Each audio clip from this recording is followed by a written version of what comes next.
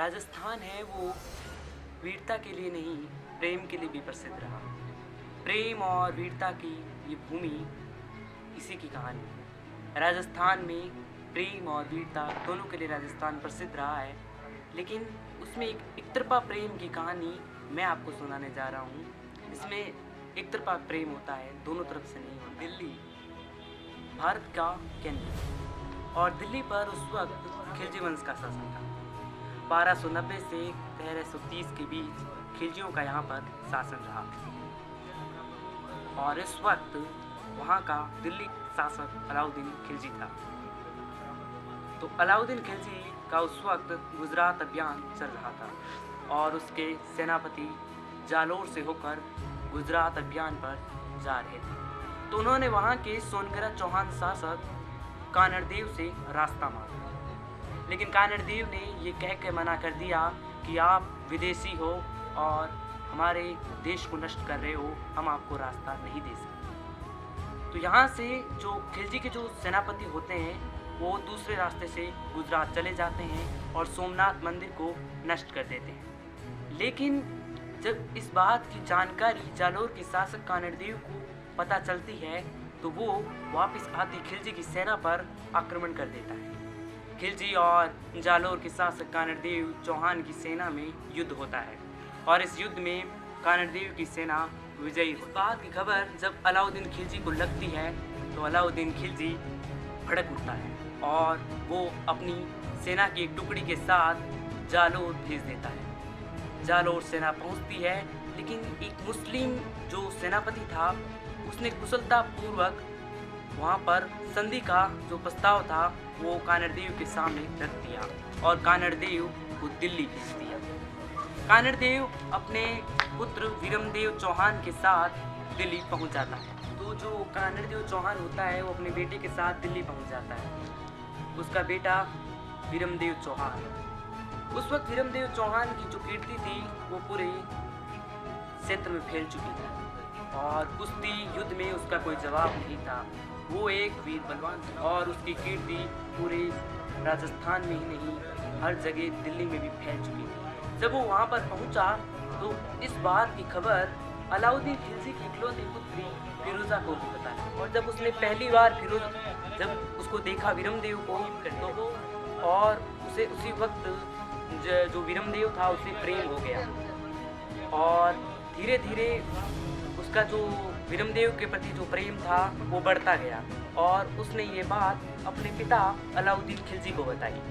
एक बार खिलजी ने कहा ऐसा नहीं हो सकता, उसका धर्म अलग है, वो काफिर हैं, और हमारा और उनका कोई मेल नहीं। फिरोजा होती है वो अपने पिता से कहती है कि मैं शादी करूंगी तो वीरमदेव से करूंगी, वरना मैं पूरे जन्म है वो कुंवारी रहूंगी, मैं किसी से शादी नहीं कर सकती। जब आखिरकार खिलजी को अपनी बेटी की जिद के आगे झुकना पड़ता है, और वो कहता है कि तुम्हारी शादी वीरमदेव से ही होगी। इसके बाद खिलजी अपने दरबार में आए हुए कानड़देव और वीरमदेव के सामने शादी का प्रस्ताव रखता है, और उनसे कहता है कि तुम्हारे बेटे का विवाह मेरी पुत्री फिरोजा के साथ करो। इसके बाद कानड़देव ने कहा कि हम इस बात पर विचार करेंगे और आपको वापस बताएंगे। इसके बाद कानड़देव और वीरमदेव अपने राज्य जालोर लौट जाते हैं। जालोर लौटने के काफ़ी दिनों बाद जब उनका कोई उत्तर नहीं आता है, तो खिलजी अपने संदेशवाहकों के साथ उन्हें भेजता है।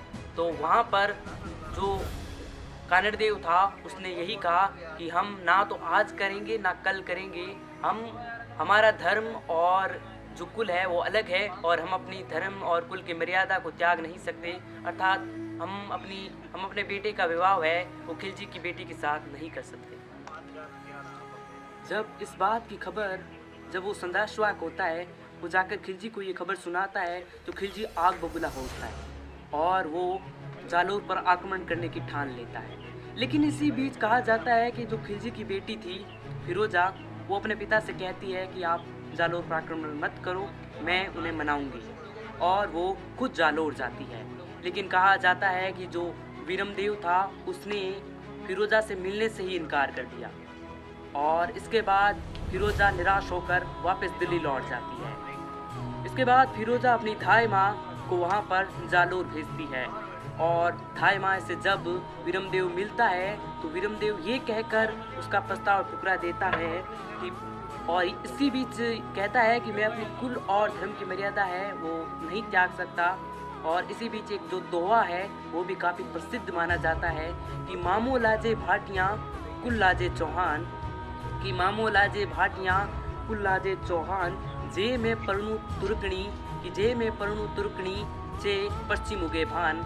इसका मतलब यही होता है कि यदि मैं इससे विवाह करूं तो जो मेरा जो वंश है, जो कुल है चौहान, और जो मेरे ननियाल वाले हैं भाटी, वो उनकी जो मर्यादा है वो लज्जित होती है। तो मैं यदि इस शहजादी से विवाह करूं तो जो सूरज है वो पश्चिम में उगेगा।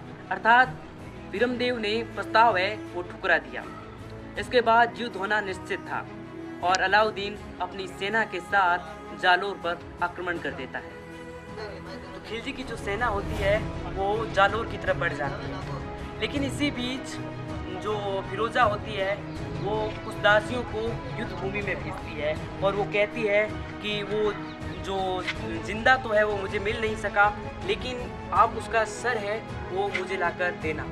तो इसी बीच युद्ध होता है और इस युद्ध में जो कानड़देव था वो वीरगति को प्राप्त होता है, लेकिन वो वीरगति को प्राप्त होने से पहले वीरमदेव की ताजपोशी कर देता है और वीरमदेव को जालोर का राजा बना देता है। लेकिन एक साल के संघर्ष में वीरमदेव भी अंततः जो वीरगति को प्राप्त होता है और जो दासियाँ होती है वो युद्ध भूमि से वीरमदेव का सर है वो थाली में सजाकर इसके बाद दिल्ली ले जाती है और फिरोजा उस सर को देखती है।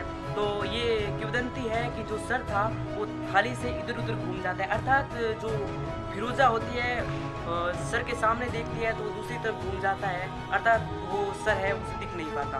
लेकिन ये सिर्फ किंवदंती मानी जाती है और जो फिरोजा है निराश होकर वीरमदेव के सिर से कहती है कि जब तक तुम जीवित थे तब तक तुम मुझे मिले नहीं, लेकिन मैंने तुम्हारे कारण मैं मुस्लिम शहजादी से हिंदू बनने को तैयार थी, लेकिन फिर भी तुम मुझे मिलने को तैयार नहीं हुए, लेकिन अब भी तुम्हारा जो सर है वो भी मुझे दिखाई नहीं दे पा रहा। इसके बाद कहा जाता है कि जो शहजादी फिरोजा थी उसने वीरमदेव के सिर का अंतिम संस्कार कर दिया और वो यमुना नदी में कूदकर अपनी जान दे देती है। और उसका अंतिम वाक्य यही था कि यदि वीरम तुम ही नहीं रहे तो मेरे जीने का कोई मतलब नहीं है, अर्थात यदि तुम मुझे नहीं मिल सकते तो मेरे जीने का कोई अर्थ नहीं रहता। और ये जो प्रेम कहानी थी वीरमदेव और फिरोजा की जो एक तरफा प्रेम कहानी थी वो अधूरी रही, उसे वीरमदेव है वो नहीं मिल पाया। लेकिन हम देखते हैं जो जौहर है वो राजपूतानियों में या फिर राजस्थान के इतिहास में होता है, लेकिन ये पहली एक ऐसी कहानी है जहाँ एक मुस्लिम शहजादी हिंदू राजपूत वीर के प्रेम इस तरीके से दीवान की हो जाती है उसे कि वो जल जौहर कर लेती है और अपने प्राण है वो त्याग देती है।